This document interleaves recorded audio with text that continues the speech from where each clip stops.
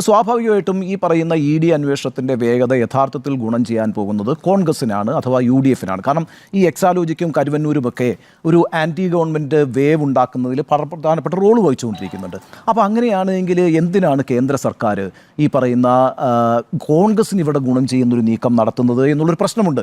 അത് ഈ അവസാനം പ്രധാനമന്ത്രി നരേന്ദ്രമോദി ആലത്തൂരിലും ആറ്റിങ്ങിലും നടത്തിയ പ്രസംഗത്തിലും ഈ കോൺഗ്രസിനെ അങ്ങ് മാറ്റി UDFനെ അങ്ങ് ഒഴിവാക്കിയിട്ട് LDF സർക്കാരിനെയാണ് പൂർണ്ണമായും കേന്ദ്രീകരിക്കുകയും സർക്കാർ വലിയ കൊള്ളക്കാരുടെ ഒരു സർക്കാരായി മാറിയിരിക്കുന്നു എന്നൊക്കെയുള്ള ആക്ഷേപങ്ങൾ വളരെ ശക്തമായി ഉന്നയിക്കുകയും ചെയ്തിട്ടുള്ളത്. അപ്പോൾ അതൊരു പൊളിറ്റിക്കൽ പ്രോജക്റ്റാണ്. കേരളത്തിൽ ഞാൻ വിചാരിക്കുന്നത് ഈ ഇടതുപക്ഷ സ്ഥാനാർത്ഥികളെ തറപറ്റിക്കുക എന്നുള്ളത് വളരെ പ്രധാനപ്പെട്ട ഒരു ആവശ്യമായിട്ട് BJP കരുതുന്നു എന്നാണ് ഞാൻ വിലയിരുത്തുന്നത്. അതിൻ്റെ കാരണം എന്താണെന്ന് വെച്ചാൽ ഇടതുപക്ഷം എപ്പോഴൊക്കെ ദേശീയ രാഷ്ട്രീയത്തിൽ ശക്തി പ്രാപിച്ചിട്ടുണ്ടോ അപ്പോഴൊക്കെ ഒരു ബദൽ സംവിധാനം ദേശീയ അധികാരത്തിൽ വന്നിട്ടുണ്ട് എന്നുള്ളത് നമുക്ക് തിരസ്കരിക്കാവുന്ന കാര്യമല്ല.